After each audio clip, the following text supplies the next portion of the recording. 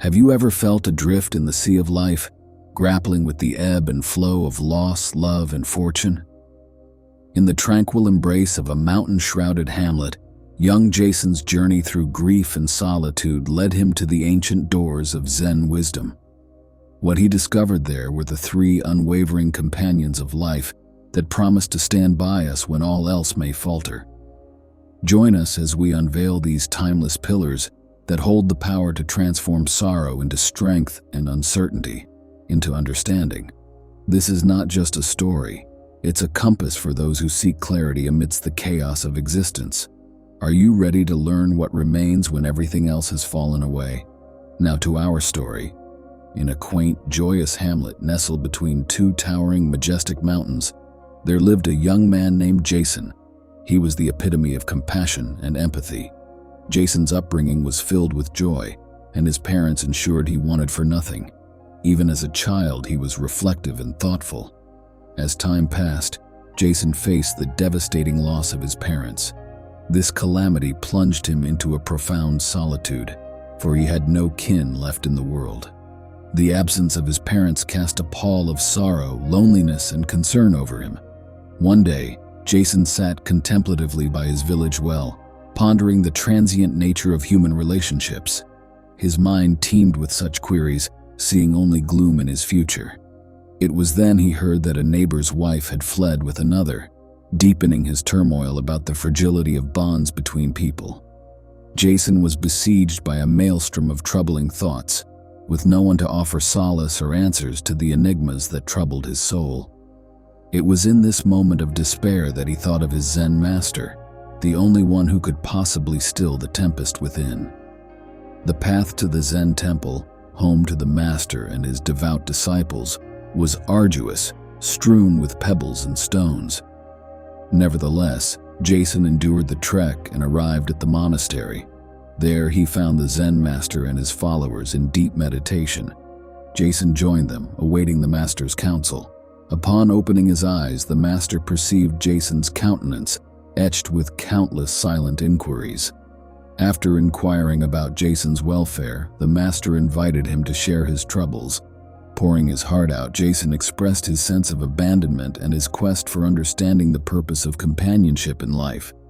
The master responded with a gentle smile, promising swift answers to Jason's questions, but only if Jason committed to truly comprehend the teachings. Jason readily agreed, eager for the wisdom that would assuage his anguished spirit. With this, the venerable Zen master began to heal Jason's tormented mind.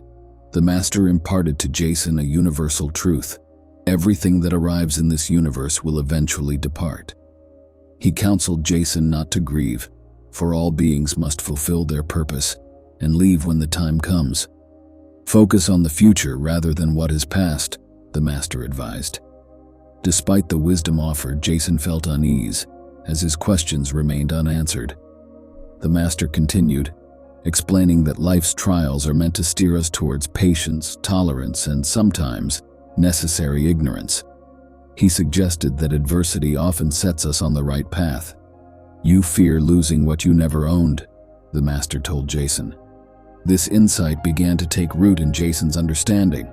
The master then consoled him by revealing life's deeper truths. He explained that early happiness can hinder wisdom, whereas early sorrow breeds it. You were shielded from life's hardships by your parents, and thus you remain naive to life's realities, the master said. He emphasized the importance of cherishing those who care and are present in one's life, for eventually, one must stand alone. The loss of loved ones is grievous, but losing oneself is even worse, he noted, encouraging Jason to see challenges as teachers, revealing lessons yet to be learned. The master acknowledged Jason's struggle to identify a true companion in life, one who stands by you through adversity. To enlighten Jason, he proposed to discuss 3 things that remain steadfast regardless of circumstance. The Zen master, in his serene wisdom, presented to Jason the concept of wealth as the first of 3 unwavering companions in the journey of life. He spoke of money as a means to comfort, a cushion against the sharp edges of adversity. It may not be the elixir of life, but it undoubtedly oils the gears of daily existence, he professed. Money's role as a provider of pleasure and security was acknowledged, yet the master underscored the importance of stewardship over one's finances. He implored Jason to honor the value of his wealth, to see it as a faithful friend in times of scarcity and abundance alike. But with this, he offered a cautionary note, advising that only through prudent and thoughtful management could one maintain the companionship of wealth. The master thus illuminated the dual nature of money, a tool for influence and an entity demanding of respect and wise handling. Then, the master delved into the sanctity of human connection, introducing the second unwavering friend, a life partner. He painted a picture of a relationship that transcends the superficial bounds of friendship or romance. To Jason, he described a partner who is steadfast, whose presence is as constant as the stars, and whose commitment endures through the vagaries of life. This partner, he declared, becomes an intrinsic part of one's existence, providing a tapestry of support woven with threads of shared experiences. He celebrated the depth of a partnership that is seasoned with time, one that enriches life's flavor and fills it with profound significance. A partner for life is not just a silent witness to one's journey, but an active participant, a confidant, and a solace, the master affirmed. Finally, the master spoke of the third, and perhaps the most transient of friends, fortuitous times. He likened good fortune to a faithful ally that amplifies the smallest of efforts into triumphs. When fortune smiles upon you, even the mundane can seem miraculous, he told Jason. The master highlighted that during such times, a person's influence is magnified, and their presence gains gravity, drawing respect and attention from all quarters. He counseled Jason to be vigilant of time's fleeting nature, to harness it with intention, and to guard against its waste. For time, once past, is beyond reclaiming. The master called upon Jason to be the sole architect of his time, to invest it in pursuits that bring fulfillment, and to avoid surrendering it to the whims of others. Time, the master professed, is not just a measure of moments, but the very fabric of existence, the canvas upon which life's events are painted.